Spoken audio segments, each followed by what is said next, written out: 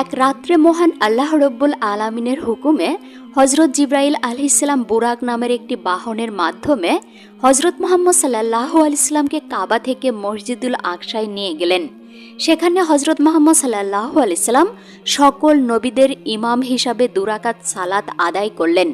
তারপর হজরত মুহাম্মদ সাল্লাল্লাহু আলাইহি সাল্লামকে নিয়ে যাওয়া হয় 7 আসমানের উপরে। প্রতি আসমানে বিভিন্ন নবী রসুলের সাথে নবীজির দেখা সাক্ষাৎ হয়। 7ম আসমানের পর হজরত জিব্রাইল আলাইহিস সালাম হজরত মুহাম্মদ সাল্লাল্লাহু আলাইহি সাল্লামকে সিদরাতুল মুনতাহার দিকে নিয়ে রওনা করলেন। সিদরাতুল মুনতাহায় পৌঁছে হজরত মুহাম্মদ সাল্লাল্লাহু আলাইহি সাল্লাম দেখলেন যে সিদরা গাছের ফল এক একটি বৃহৎ মটকার মতো এবং সেই গাছের পাতা হাতির কর্ণের মতো। হজরত জিব্রাইল আলাইহিস সালাম তখন বললেন, হে আল্লাহর রসুল, এটা সিদরাতুল মুনতাহা অর্থাৎ শেষ সীমানার মূল গাছ। অতঃপর হজরত মুহাম্মদ সাল্লাল্লাহু আলাইহি সাল্লাম দেখলেন যে সিদরাতুল মুনতাহা হতে বের হচ্ছে 4টি নহর, 2টি নহর প্রকাশ্যে আর 2টি নহর অপ্রকাশ্যে। হজরত মুহাম্মদ সাল্লাল্লাহু আলাইহি সাল্লাম হজরত জিব্রাইল আলাইহিস সালামকে তখন জিজ্ঞেস করলেন, হে ভাই জিব্রাইল আমিন, এইগুলো কি? অতঃপর হজরত জিব্রাইল আলাইহিস সালাম বললেন, অপ্রকাশ্য নহর 2টি হলো বেহেশতে প্রবাহিত 2টি ঝর্ণাধারা, আর প্রকাশ্য নহর 2টি হলো মিশরের নীলনদ এবং বাগদাদের ফুরাত নদী। 7ম আকাশ সিদরাতুল মুনতাহা দর্শন এবং ভ্রমণের পর হজরত জিব্রাইল আলাইহিস সালাম হজরত মুহাম্মদ সাল্লাল্লাহু আলাইহি সাল্লামকে নিয়ে পুনরায় ঊর্ধ্বা অভিমুখে আরোহণ করতে লাগলেন।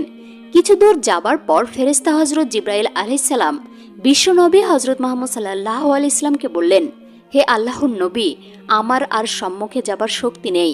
আমার এবং আপনার বাহন বুরাকের শক্তি এবং সামর্থ্য এই পর্যন্তই শেষ। অতএব আমাদের উভয়কে এখন আপনার কাছ হতে বিদায় গ্রহণ করতে হবে।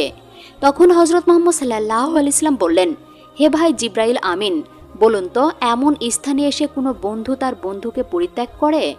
উত্তরে হজরত জিব্রাইল আলাইহিস সালাম বললেন, আমি যদি এখান হতে সামনের দিকে অগ্রসর হই তাহলে নূরের প্রচণ্ডতার জন্য আমি জ্বলে শেষ হয়ে যাব।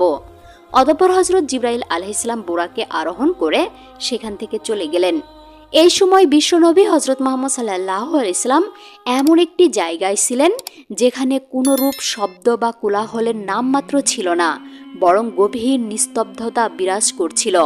হজরত মুহাম্মদ সাল্লাল্লাহু আলাইহি সাল্লামের মনে তখন সেই অভূতপূর্ব পরিবেশে দারুণ ভয়ের সঞ্চার হলো। এমন সময় সেখানে রফরফ নামক এক নতুন বাহন আসলো এবং হজরত মুহাম্মদ সাল্লাল্লাহু আলাইহি সাল্লাম তাতে আরোহণ করে সামনে অগ্রসর হলেন এবং ওই রফরফের সাহায্যেই হজরত মুহাম্মদ সাল্লাল্লাহু আলাইহি সাল্লাম আরশে